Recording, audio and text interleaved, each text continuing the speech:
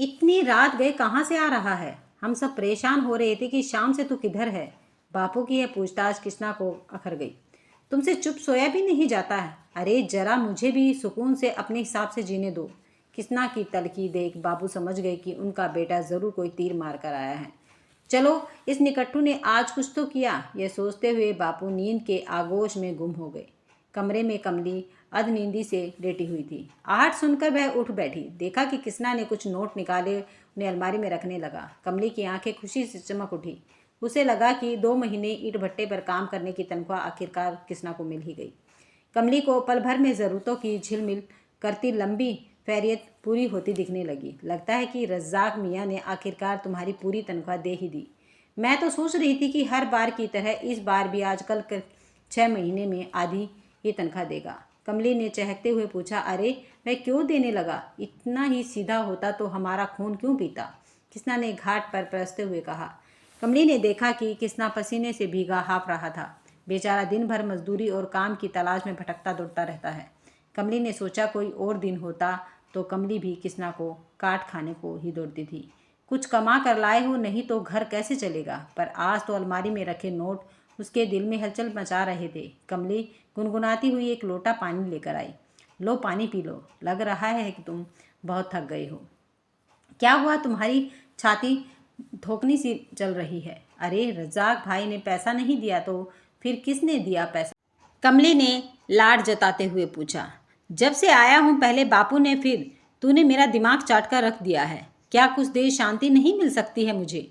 लोटा फेंकते हुए किसना ने कहा और करवट लेकर सोने की कोशिश करने लगा। कमली ने चुपचाप किसना को एक चादर उड़ा दी और बगल में लेट गई। किसना बेचैन सा रात भर करवटें बदलता रहा। वह कभी उठ बैठता तो कभी लेट जाता। सुबह के 5 बजे कमली उठी और तैयार होकर उसने ग्रेटर नोएडा की बस पकड़ी, जहां वह कुछ घरों में झाड़ू पोछा और बर्तन धोने का काम करती थी। बिजली की फुर्ती से काम निपटाती कमली 5वें घर में जा पहुंची। वहां चाय नाश्ता बनाती साहब और बीवी जी को देखकर वह खुद भी खाती थी। कमली के वे साहब और बीवी जी नौकरी से रिटायर हो चुके थे, सो वहाँ सुबह की हड़बड़ी नहीं रहती थी। वे दोनों देर तक सोने के आदी थे। आज भी 10:15 बज गए थे। डोरबेल की आवाज़ से ही बीवी जी जागी थी। आओ कमली, पहले चाय बना दे, मैं तुम्हारे साहब को जगाती हूँ, कहकर बीवी जी ने बाथरूम में हाथ मुंह धोने चली गई थी। जब तक चाय उबाली फुर्ती कमली ने सब्जी काटी और कुकर में छोंक दी। इसके बाद कमली ने साहब जी और बीवी जी को चाय थमा दी और खुद भी वहीं फर्श पर बैठकर चाय पीने लगी। लगातार 4-5 घंटे काम करने के बाद वह हर दिन यही पल भर के लिए आराम करती। साहब जी ने टेलीविज़न चला दिया। बार बार दादरी दादरी सुनकर वह कमली के कान खड़े हुए। चाय हाथ से छलकते छलकते बचे। जब दादरी के बिसहाड़ा गांव का नाम भी सुना तो बीवी जी ने पूछा, कमली तुम भी तो काम करने दादरी से ही आती हो ना? क्या तुम इसको जानती हो?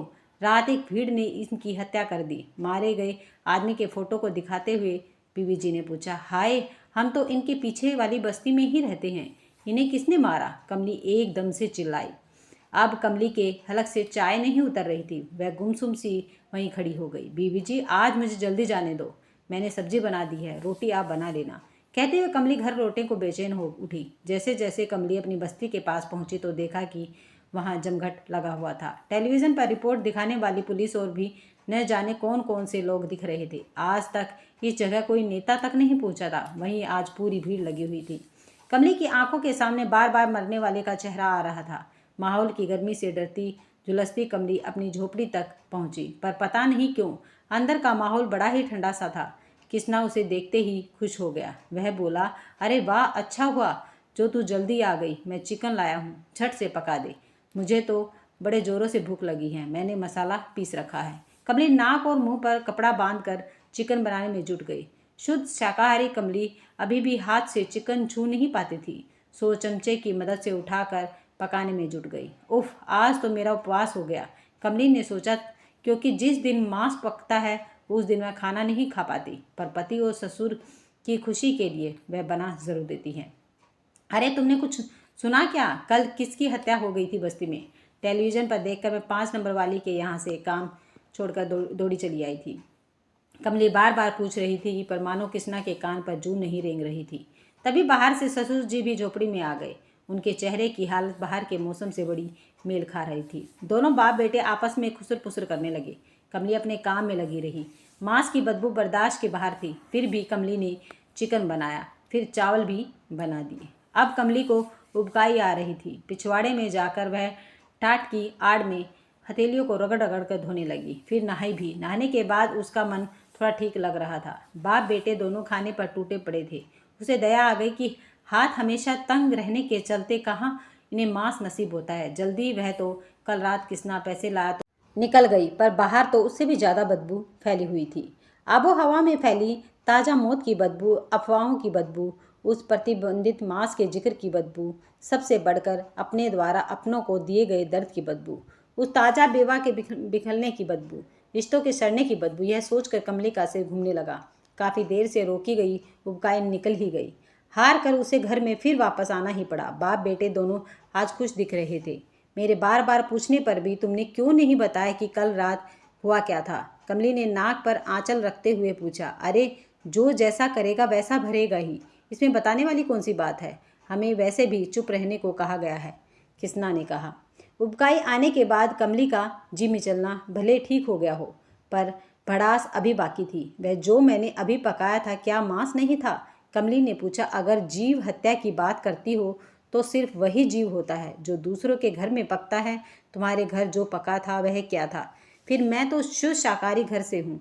यहाँ तुम्हारी खुशी के लिए सब कुछ पकाती हूँ या नहीं तो क्या पड़ोसी की थोड़ी पसंद को बर्दाश्त नहीं कर किया जा सकता? अरे, जीव जंतु से रिश्ते जोड़ते हैं। फिर पेट में मेरी बेटी है, पता लगवा कर क्यों मरवाया था पिछले साल उसे? क्या बेटी मांस से कमतर होती है? ऐसा कहते हुए कमली खापने लगी थी।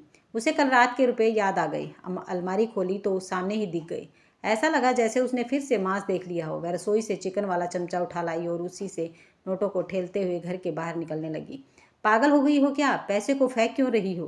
कहते हुए किसना ने पैसे उड़ाए, झाड़े और उसने चूमता हुआ वापस अलमारी में रख दिया। हार कर कमली वहीं पसर गई और आंख बंद कर सोने की कोशिश करने लग गई। वैसे भी आज उसका बिना मतलब उपवास हो गया था।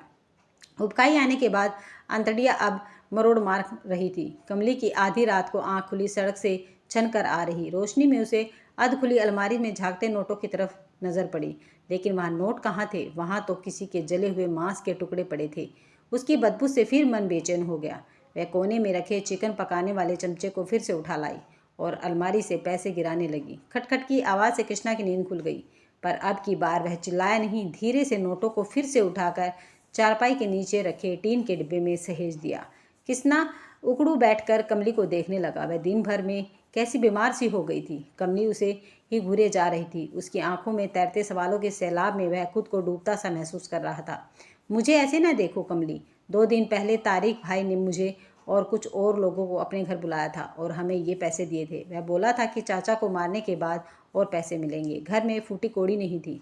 बस बड़ी मुश्किल से कृष्णा ने थूक गड़ते हुए अब मुंह खोला। पर तारिक तो चाचा ही बिरादरी का। चौंकते हुए कमली ने पूछा। हाँ, अब तो जो होना था सो हो गया। खराब तो मुझे भी बहुत लग रहा है, वरना मुझे क्या मालूम था कि वे क्या खाते हैं क्या नहीं खाते। मुझे तो बस इतना पता है कि हमारे घर खाने को कुछ नहीं था।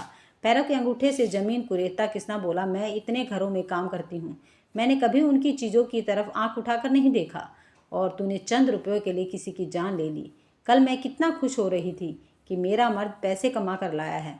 जाने कितने सपने सजोए थे मैंने कि कैसे कहाँ खर्च करूँगी। किसी के खून से रंगे ये नोट हमें नहीं पचेंगे। ये कृष्णा, कमली ने उसके कंधे पर हाथ रखते हुए कहा। मैंने अकेले तो नहीं मारा उन्हें, और भी बहुत लोग थे। कृष्णा ने कमली को बताया। वे दोनों ही अगले 2 दिनों तक गुनाह के झंझावातों से जूझते रहे। रात दिन बड़ी मुश्किल से बिना खाए ही कट रहे थे, क्योंकि फिर उन रुपयों पर इनकी लाली कृष्णा ने महसूस की थी। राजनीति की बिसात पर चालें चली जा चुकी थी। शतरंज के पैदल सिपाही की कुर्बानी दी जा चुकी थी। सत्ता और शतरंज सबसे पहले आम नागरिकों की ही कुर्बानी मांगते हैं। तीसरे दिन ही पुलिस की जीप चुन चुनकर 2 दिनों के लिए बादशाह बने तथा कथितों को अपने साथ लिए जा रही थी, और उन पैसों को भी जिसके लालच ने इन्हें गरीब से सीधे दगाई बना दिया था। बीच चौराहे पर अपनी बिखरी जिंदगी की किरचें चुनती कमली ने देखा कि तारिक भाई मारे गए। शख्स के बेटे के कंधे पर हाथ रख रहे थे। कहीं से आवाज़ आई। हमारा नेता कैसा हो? तारिक भाई जैसा हो। इस शोर तरे कमली धुंधली आंखों से कृष्णा को जीप में हथकड़ी पहनते जाते देख रही थी।